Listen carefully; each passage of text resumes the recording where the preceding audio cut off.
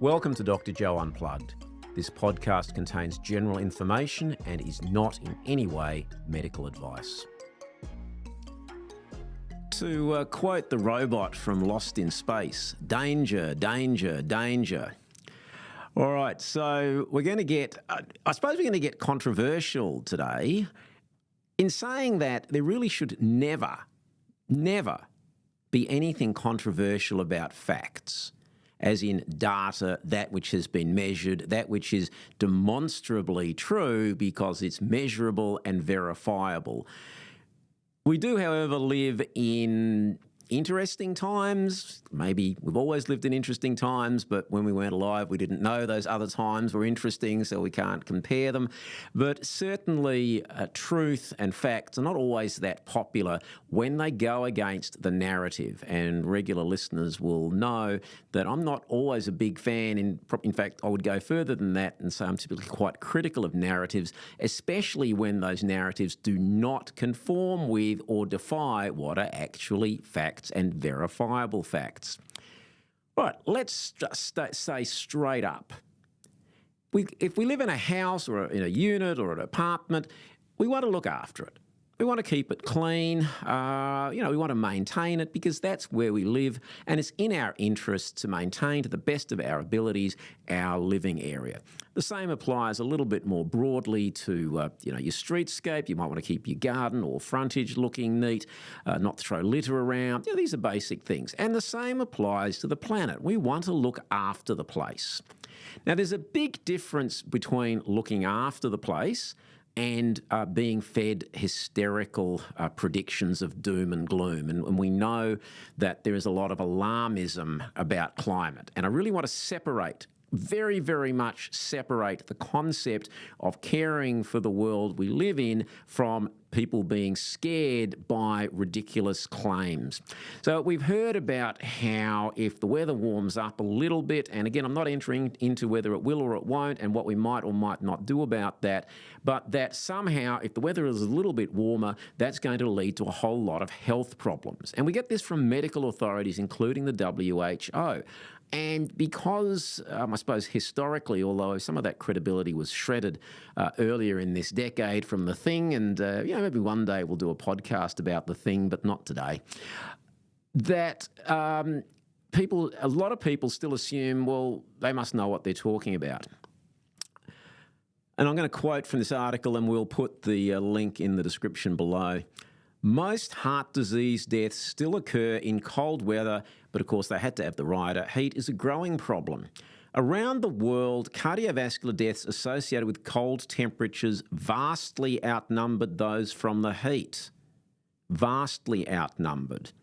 Cardiovascular deaths were deemed cold-related in 8.2% of cases and heat-related 0.66% related. That's about, for those who want to do quick mathematics, it's about 13-fold difference, cold weather versus warmer weather.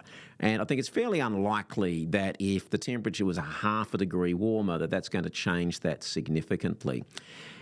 A little bit more broadly, some other data looking decadal average annual deaths from disasters. And this data goes back to the turn of the 20th century, so every decade from 1900 onwards. And there's been, from the 1920s, an ongoing decline. Almost decade on decade, less deaths related to, and what they'll describe here, and I'll quote, disasters include all geophysical, meteorological and climate-related events, including earthquakes, volcanic activity, landslides, drought, wildflowers, storms and flooding. Decadal figures are measured in the annual average over the subsequent 10-year period. Sharp declines, like seriously, from over 500,000 in the 1920s down to something in the order of probably 50,000 in the 2020s. Significant declines. There are a number of reasons for that, including better living conditions, probably better sanitation, a better ability to treat injuries, but equally, the narrative that it's getting worse is not supported by actual data. Actual data. not projections or modelling, computer modelling. Seriously. None of this is to say that it's not important to care for the world that we live in. The arguments, though, are about, how do we do that, and do we really need to be paranoid about what is going on?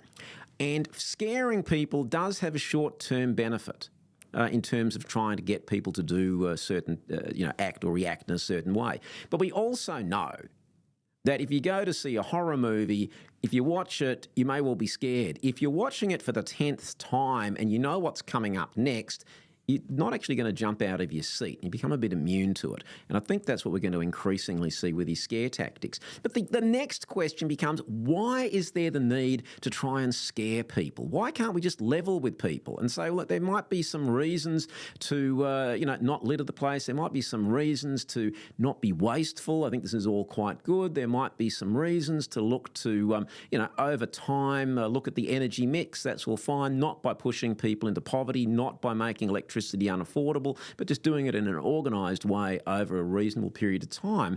But to tell people that they're more likely to die because the weather is a little bit warmer, when that is not only not the case, but in actual fact, less people are dying because of climate and, to use the term, meteorological events, and that more people die of cardiovascular disease and, in fact, of other illnesses in cold rather than warm weather. And we know there are more chest infections, pneumonia, influenza, a whole lot of infections are more prevalent in cold weather. In the winter, it happens every year. It's just part of life, but more so in winter and in cold than in summer. And we know that there are higher rates of fatalities or deaths from a lot of these infections in colder than warmer climates.